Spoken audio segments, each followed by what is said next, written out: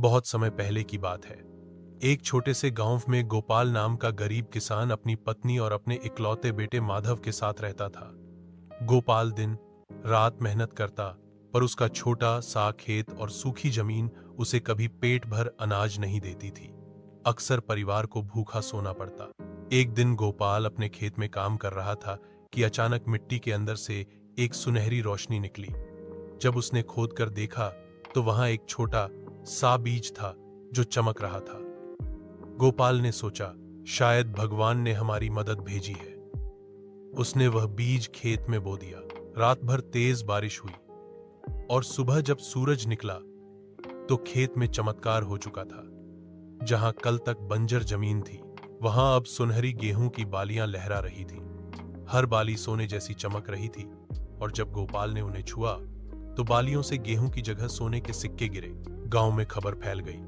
हर कोई कहने लगा, गोपाल का खेत तो जादुई हो गया है। लालची राजा रानी, उस राज्य का राजा वीरेंद्र सिंह और उसकी रानी सुमित्रा बहुत लालची और स्वार्थी थे। उनके 2 बच्चे थे, बेटा युवराज विक्रम जो अहंकारी था और बेटी राजकुमारी सुदीपा जो दिल से नेक और दयालु थी। जब राजा को जादुई फसल के बारे में पता चला तो उसकी आंखों में लालच चमक उठा। उसने रानी से कहा, अगर वह खेत हमारे पास हो जाए तो राज्य कभी गरीब नहीं होगा और हम सबसे अमीर बन जाएंगे। रानी ने सहमति में सिर हिलाया और युवराज विक्रम को आदेश दिया कि किसी भी तरह वह खेत छीनकर महल में ले आए। अगले ही दिन सिपाही गोपाल के घर पहुंचे और उसे दरबार में बुलाया। राजा ने मुस्कुराते हुए कहा, किसान, तुम्हारा खेत अब से राजकीय खेत है। तुम चाहो तो हमारे महल में नौकर बनकर रह सकते हो। यह सुनकर गोपाल और उसका बेटा माधव तिलमिला उठे। गोपाल ने हिम्मत करके कहा, महाराज, यह खेत मेरी मेहनत और ईश्वर का वरदान है। इसे छीनना अन्याय होगा। राजा क्रोधित हो गया और आदेश दिया कि खेत जबरदस्ती छीन लिया जाए। लेकिन तभी राजकुमारी सुदीपा ने कहा, पिताजी, यह अन्याय है।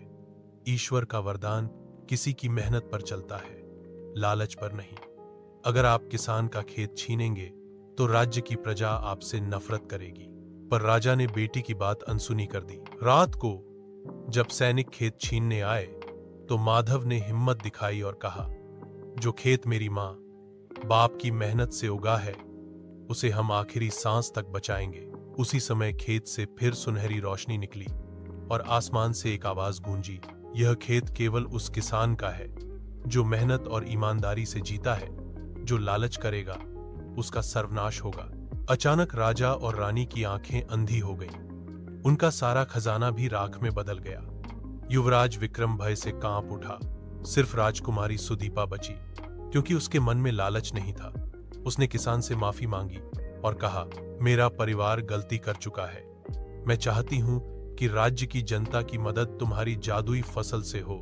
गोपाल ने ईश्वर से प्रार्थना की और खेत से निकले सोने को पूरे गांव और राज्य की जनता में बांट दिया। लोगों ने पहली बार पेट भर खाना खाया। राजा और रानी का लालच उन्हें बर्बाद कर गया, जबकि किसान और उसकी ईमानदारी ने पूरे राज्य को समृद्ध बना दिया। माधव और राजकुमारी सुदीपा अच्छे मित्र बन गए और राज्य में यह कहावत गूंजने लगी,